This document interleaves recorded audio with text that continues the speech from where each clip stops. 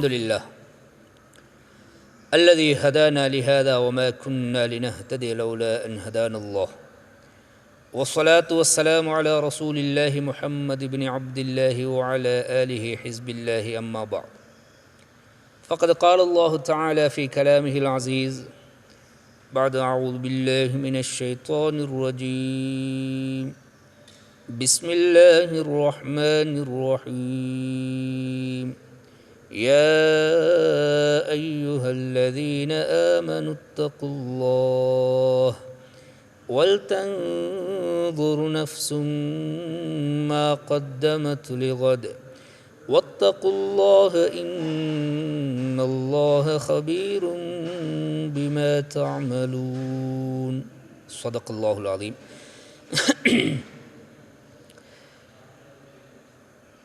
அன்பார்ந்த சகோதர சகோதரிகளே, நேயர்களே,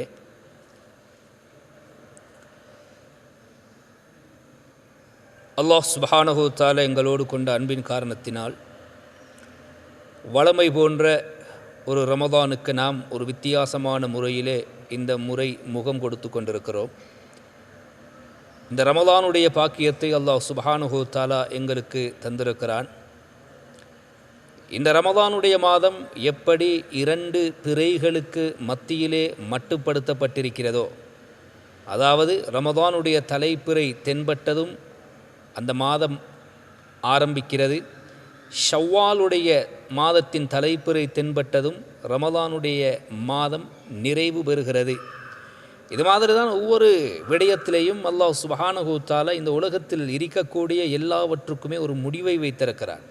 எப்படி தலைப்பிறை சிறியதாக தோன்றி அது படிப்படியாக வளர்ந்து 14ஆம் இரவு முழுமதியை அடைந்து திரும்ப பிறகு தேய ஆரம்பித்து அடியோடு நீங்கி போய்விடுகிறதோ, இது மாதிரி தான் பிறக்கின்ற உலகத்திலுள்ள எல்லா படைப்பினங்களும், விசேஷமாக மனிதனுடைய ஆரம்பமும் பிறக்கின்ற பொழுது சராசரி ஒரு 3-3.5 கிலோ பருமனான பாரமான ஒரு அமைப்பிலே பிறக்கின்ற அந்த குழந்தை சிறிது சிறிதாக படிப்படியாக வளர்ந்து அது 40 வயது வரைக்கும் உயர்ந்து வளர்ச்சி கண்டு பிறகு 40இல் இருந்து படிப்படியாக தேய ஆரம்பித்து முதுமை பருவத்தை அடைந்து வாழ்க்கை முடிந்து விடுகிறது. இது மாதிரி எல்லாவற்றுக்குமே நிரந்தரமான இரவு கிடையாது, பகலில் நிரந்தரம் கிடையாது, எதிலேயும் நிரந்தரம் கிடையாது. எல்லா அமைப்புகளும் ஒரு முடிவை நோக்கி நகர்ந்து போய் கொண்டிருக்கிறது. இது இந்த உலகத்தை படைத்தவனுடைய இயற்கை நியதி. அது மாதிரி தனித்தனியாக ஒவ்வொன்றும் முடிவு பெறுவது போல முழு உலகமும் ஒரு நாள் முடிந்துவிடும், முழு உலகமும் ஒரு நாள் அழிந்துவிடும். இது நிதர்சனமான உண்மை. இதை ஏற்றே ஆக வேண்டும். அந்த அழிவை நோக்கி இந்த உலகம் வேகமாக சென்று கொண்டிருக்கிறது. இஸ்லாமிய கண்ணோட்டத்தில் அருமைநாயகம் ஸல்லல்லாஹு அலைஹி வஸல்லம் அல்லாஹுவால் அனுப்பப்பட்ட இறுதி தூதர் அந்த கியாமத்துடைய நாள் எப்பொழுது வரும், அதற்கு முன்னால் ஏற்படக்கூடிய நிகழ்வுகள் என்ன, அதற்கான அடையாளங்கள் என்ன என்பதை அழகாக பட்டியல் போட்டிருக்கிறார். அதிலே சில அடையாளங்கள் அவர்களுடைய காலத்திலே நடந்து முடிந்து விட்டன. இன்னும் சில அடையாளங்கள் இந்த உலகத்திலே நடந்து கொண்டே இருந்து கொண்டிருக்கும். இன்னும் சில அடையாளங்கள் எதிர்காலத்திலே நடக்கவிருக்கின்றன. இப்படி இந்த கியாமத்துடைய அந்த மறுமையுடைய இந்த உலகத்துடைய முடிவு நாள் நெருங்குகின்ற பொழுது எவ்வாறான அடையாளங்கள், அறிகுறிகள், அலாமாத்துகள், அமாராத்துகள் ஏற்படும் என்பதை அருமை நாயகம் ஸல்லல்லாஹு அலைஹி வஸல்லம் அவர்கள் தங்களுடைய நிறைய பொன்மொழிகளின் மூலமாக மனிதர்களுக்கு எச்சரிக்கை விடுத்திருக்கிறார். இன்ன நிகழ்வுகள் நடைபெறுகின்ற பொழுது உலகம் அழிவை நோக்கி சென்று கொண்டிருக்கும். எனவே அழிந்ததற்கு பின்னால் ஒரு புதிய வாழ்க்கை இருக்கிறது. அந்த வாழ்க்கைக்கு நீங்கள் உங்களை தயார்படுத்தி கொள்ளுங்கள் என்பதைத்தான் அருமை நாயகம் ஸல்லல்லாஹு அலைஹி வஸல்லம் இதுபோன்ற அடையாளங்களை சொல்வதன் மூலமாக அவர்கள் எதிர்பார்த்தது. அதிலே கடைசி காலம் நெருங்குகின்ற பொழுது அவர்கள் சொன்ன அடையாளங்கள் ஒரு சிலதை பட்டியல் போடுகிறேன். ஒவ்வொன்றை சொல்லப்படுகின்ற பொழுதும் உள்ளத்தில் கை வைத்து சிந்தித்து பாருங்கள், இந்த அடையாளங்கள் நடக்கின்றனவா இல்லையா என்பதை. கஸ்ரத்துல் ஹரஜ் சொன்னார்கள் நாயகம் ஸல்லல்லாஹு அலைஹி வஸல்லம், அதிகமான கொலைகள் நடக்கும். இந்த உலகத்திலே நிறைய குழப்பங்கள் நடக்கும். மனிதனை அடித்து கொன்று குமித்து கொண்டிருப்பார். மனிதனை கொல்வதற்காக வேண்டிய பயங்கரமான ஆயுதங்களை தயார் செய்து வைத்துக்கொண்டே உலகத்தை நாம் இத்துணை நிமிடத்தில் அழிப்போம், இத்துணை கோடி பேரை இத்துணை வினாடிகளில் அழிப்போம் என்று கேவலம் மிருகத்தனமான பெருமையை மனிதன் அடைந்து கொண்டிருக்கக்கூடிய ஒரு பயங்கரமான உலகத்தில் நாம் வாழ்ந்து கொண்டிருக்கிறோம்.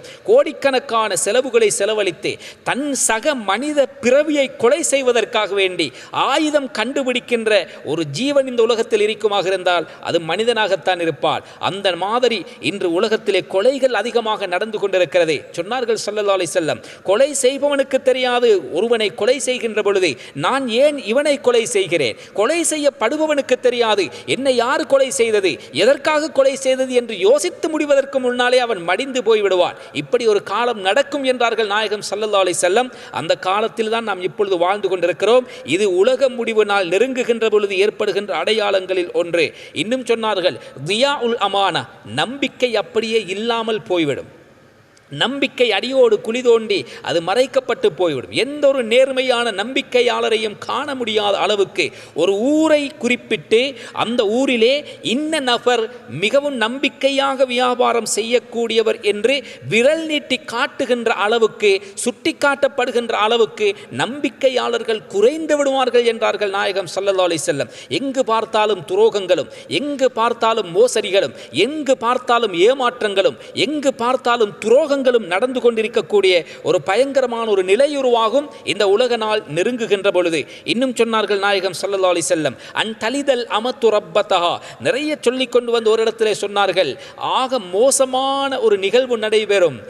பெண்கள், தாய்மார்கள் தன்னை வழிநடாத்துகின்ற எஜமானர்களை பெற்றெடுப்பார்கள் என்றார். ஒரு ஆச்சரியமான வாசகம், ஒரு அறிவுபூர்வமான வாசகம். சொன்னார்கள் நாயகம் ஸல்லல்லாஹு அலைஹி வஸல்லம், தாய்மார்கள் பெற்றெடுப்பது குழந்தைகளை அல்ல, அந்த பிறந்த குழந்தைகளோடு கொஞ்சுகின்ற தாய்மார்களோடு அந்த பிள்ளைகள் அப்படி நடக்க மாட்டார்கள். மாற்றமாக பெற்ற தாயை ஒரு வேலைக்காரி மாதிரி யூஸ் பண்ணுவார்கள்.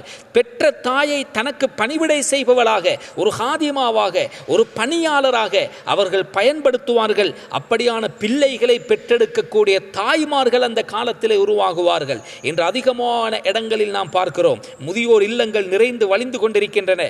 பெற்ற மனங்கள் எல்லாம் நோகடிக்கப்பட்டு கொண்டிருக்கின்றன. தாய் மனதுகள் புண்படுத்தப்படுகின்றன. எந்த தாயுடைய பாதத்தின் கீழ் சொர்க்கம் இருக்கிறது என்று சொன்னார்களோ அருமை நாயகம் ஸல்லல்லாஹு அலைஹி வஸல்லம், அந்த தாய்மார்களை நரகமாக மிதிக்கின்ற ஒரு பயங்கரமான காலத்திலே நாம் இன்று உலகத்திலே வாழ்ந்து கொண்டிருக்கிறோம்.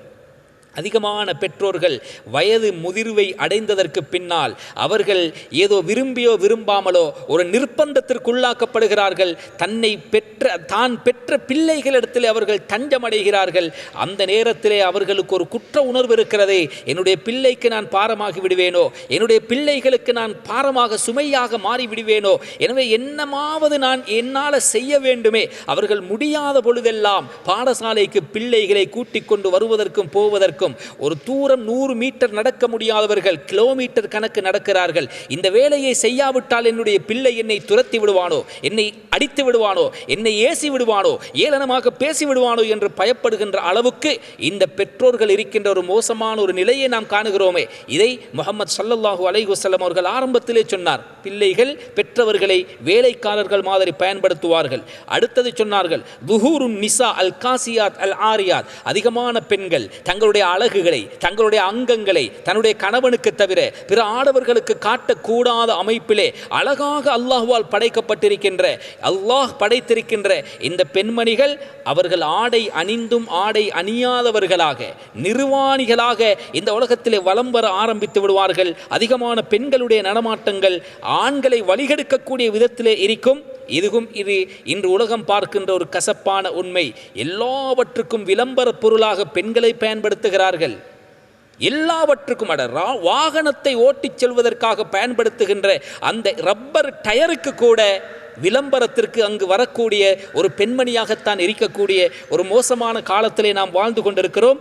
இப்படி பெண்கள் சித்தரிக்கப்படுவார்கள் என்ற கருத்தை அருமை நாயகம் ஸல்லல்லாஹு அலைஹி வஸல்லம் அவர்கள் சொல்லி காட்டினார்கள். அது மாத்திரமல்ல, இஸ்லாத்தை ஏற்றுக்கொண்டவர்களை பற்றி சொல்லுகின்ற பொழுது அல்லா யுசல்லிமர் ரஜுலு இல்லா அலாமை யாரிஃப், தனக்கு தெரிந்தவர்களுக்கு மாத்திரமே சலாம் சொல்லக்கூடியவர்களாக இருப்பார்.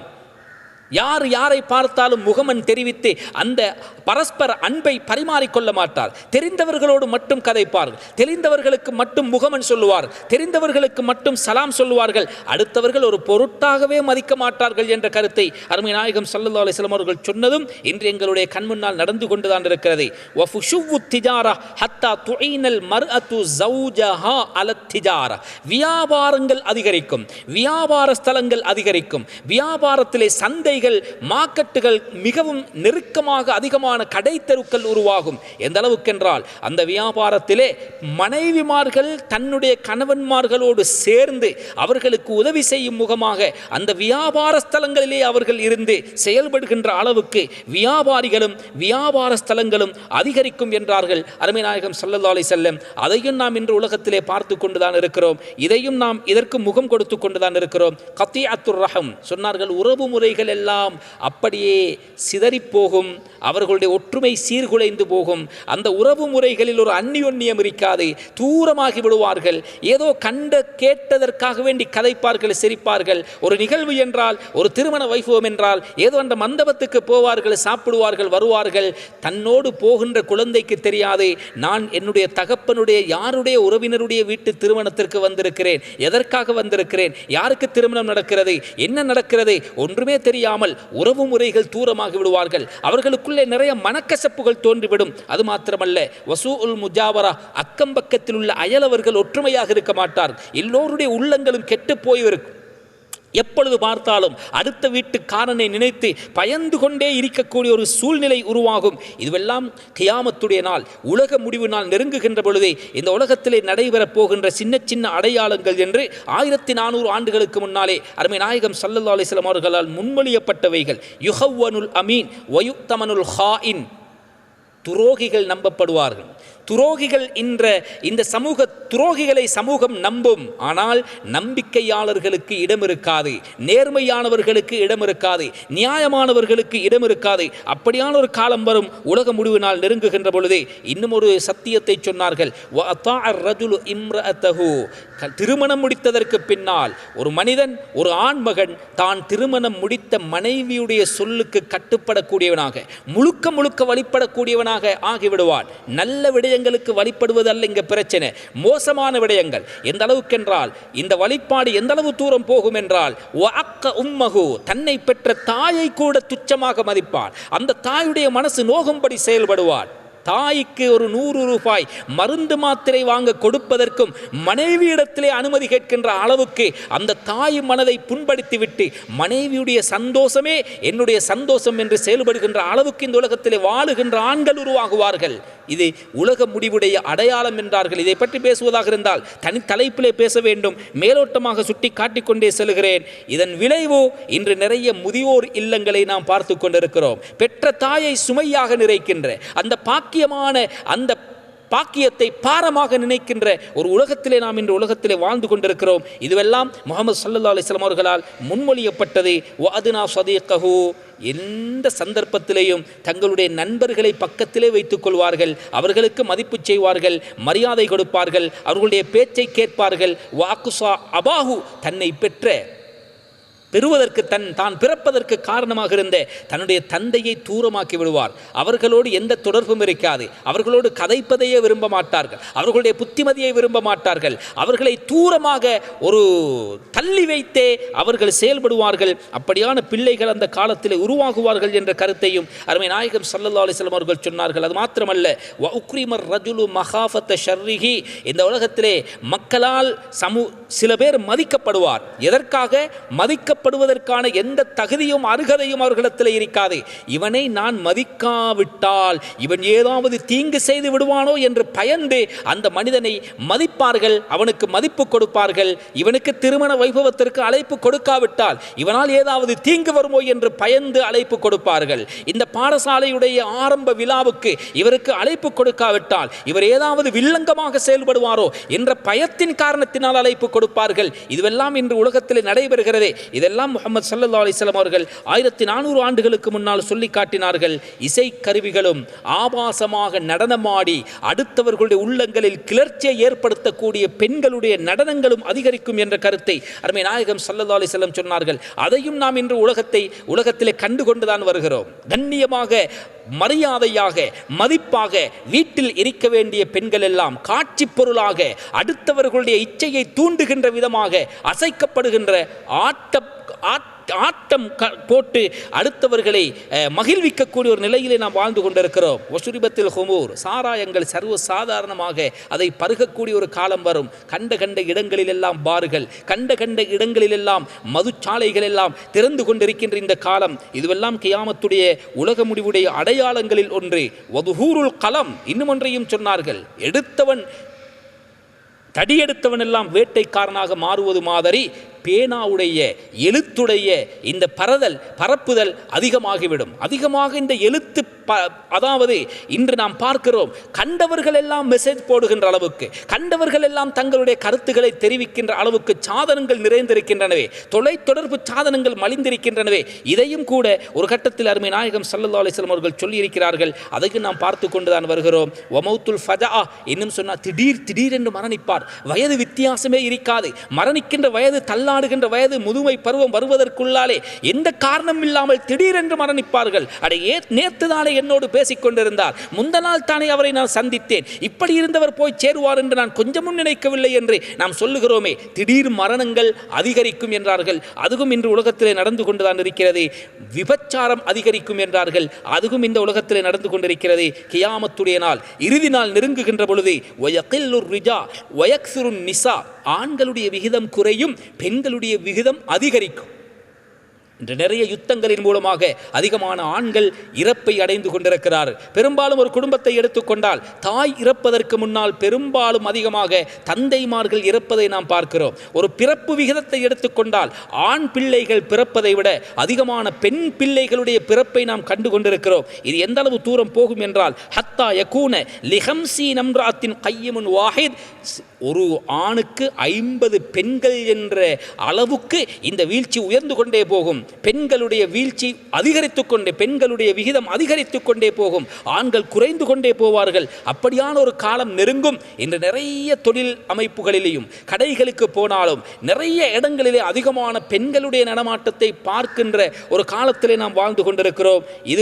இது கியாமத்துடைய இறுதி நாளுடைய அடையாளங்களுக்கு நெருக்கமாக நிகழக்கூடிய நிகழ்வுகள். இன்னும் சொன்னார்கள் ஹஜ்ரத் ஸல்லல்லாஹு அலைஹி வஸல்லம் அவர்கள், மின் இக்திராபி ஸாஅ இன்திஃபாகுல் அஹில்லா, பிறைகள் மிக பெரிதாக ஊதி பெருத்திருக்கும். தலைப்பிறையை பார்ப்பார்கள், அது 2வது நாளைக்குள்ள பிறையோ என்று பேசுகின்ற அளவுக்கு இந்த பிறைகள் கூட பெரிதாக காட்சியளிக்கும். இதுவும் உலக முடிவு நாள் வருகின்ற பொழுது ஏற்படக்கூடிய நிகழ்வுகள் என்ற கருத்தை அருமை நாயகம் ஸல்லல்லாஹு அலைஹி வஸல்லம் அவர்கள் சொன்னார்கள். மா வஹரத்தில் ஃபாஹிஷத்து ஃபீ கௌமின் கத் துமரு பிஹா ஃபீஹிம் அலானியத்தன் இல்லா வஹர ஃபீஹிம் அத்தாஊன் வல் ஔஜா அல்லத்தி லம் தகுன் ஃபீ அஸ்லாஃபிஹிம். எந்த சமூகத்திற்கு மத்தியிலே, எந்த மனிதர்களுக்கு மத்தியிலே விபச்சாரம் பகிரங்கமாக சர்வ சாதாரணமாக நடைபெற ஆரம்பிக்குமோ, இது கியாமத்துடைய நாள் நெருங்குகின்ற பொழுது நிச்சயமாக நடக்கும். அப்படியான பாவங்கள் நடக்கின்ற பொழுது அந்த சமூகம் பயங்கரமான வியாதிகளால் பீடிக்கப்படுவார். எந்த அளவு வியாதிகள்? லம் தகுன் ஃபீ அஸ்லாஃபிஹிம், அவர்களுக்கு முன்னால் வாழ்ந்து மறைந்தவர்களுக்கு ஏற்படாத, பெயர் தெரியாத, வித்தியாசமான விபரீதமான நோய்களுக்கு முகம் கொடுப்பார்கள் என்ற கருத்தை கூட அருமை நாயகம் ஸல்லல்லாஹு அலைஹி வஸல்லம் அவர்கள் சொல்லி வைத்திருக்கிறார்கள். எனவே இப்படி நிறைய நிகழ்வுகள் கியாமத்துடைய இறுதி நாள் நெருங்குகின்ற பொழுது நடைபெறும். இது ஓரளவு சின்ன அடையாளங்கள். மிகவும் அது சமீபத்திற்கு வந்துவிட்டால் இன்னும் பெரும் அடையாளங்கள் இந்த உலகத்திலே நிகழ காத்து கொண்டிருக்கின்றன.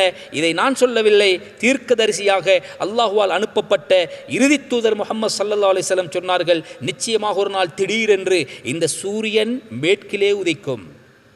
அதுவும் அந்த நிகழ்வும் எங்களை நோக்கி வேகமாக வந்து கொண்டிருக்கிறது. இன்னும் நிறைய பெரிய அடையாளங்கள், அனைத்தையும் சொல்லுவதற்கு நேரமிடம் கொடுக்காது.